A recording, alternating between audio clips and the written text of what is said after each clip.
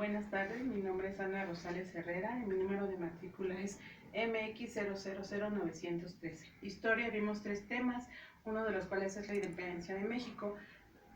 Fue la consecuencia de un proceso político y social resuelto por vía de las armas que puso fin al dominio español en los territorios de la Nueva España.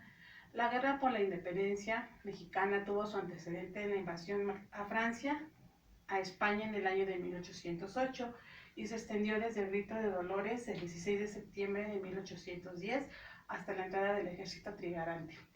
Duró 11 años. Hubo una crisis económica en la Nueva España y también generaron un malestar en la población. El principal objetivo de la independencia de México era liberar al pueblo mexicano del dominio español. La independencia constó de 3 etapas. En la primera etapa participaron Miguel Hidalgo, Ignacio Allende, Juan Aldama, José Ortiz de Domínguez e Ignacio Rayón. Hubo una segunda etapa de 1811 a 1815. Participó José María Morelos y Pavón, Carlos María de Bustamante, Nicolás Bravo, Juan Nepomuceno, Andrés Quintana Roo y Vicente Guerrero. Y la última etapa, que fue la tercera, 1815 a 1820, Manuel de Mier, Guadalupe Victoria, Francisco Javier Mina, Antonio López de Santana y Agustín de Iturbide. Nuestro segundo tema fue el porfiriato. José de la Cruz Porfirio Díaz Mori nació el 15 de septiembre de 1830 en Oaxaca de Juárez, Ortega. Fue militar y presidente de México en 7 ocasiones, desde noviembre de 1876 hasta mayo de 1911. Duró lo que se llama el porfiriato. Él gobernó bajo su lema Orden y Progreso. Se basaba en el positivismo. El sector que tuvo más desarrollo fue la industria, la minería, la agricultura y la construcción de las vías férreas. El principal país que invirtió en México fue Estados Unidos y construyó la primera vía férrea en México, y fue que conectaba de la Ciudad de México a Veracruz. Los campesinos vivían en la miseria y fue la clase más desprotegida y explotada. Las obras más importantes durante su gestión fueron el Ángel de la Independencia, el Museo Nacional de Arte, el Palacio de Bellas Artes, el Bosque de Chapultepec y el Hemiciclo de Juárez, por mencionar algunos.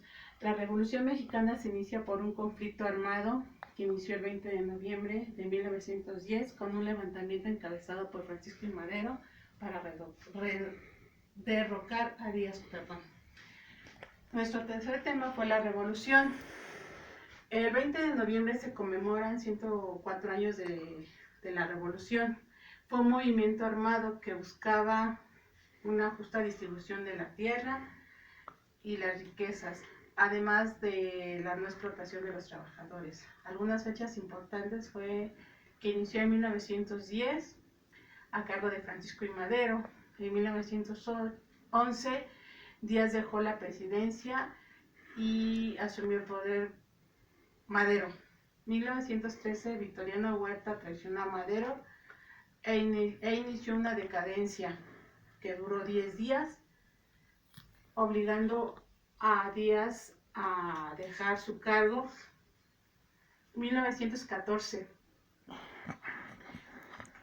Huerta fue derrotado por el ejército constitucionalista de Venustiano Carranza. En 1917 se creó la Constitución promovida por Carranza, quien se convirtió en presidente en ese mismo año. En 1919 Emiliano Zapata luchó por la propiedad de las tierras y fue asesinado por las tropas de Carranza. En 1920 Álvaro Obregón fue nombrado presidente de México. 1923 Francisco Villa, comandante de la División del Norte, peleó por la igualdad de clases y fue asesinado por órdenes de Plutarco Elías Calles. 1924 inició la presidencia de Plutarco Elías Calles. De 1928 a 1934 el Maximato, que fue el periodo en que Calles tomó el control del gobierno sin ser presidente.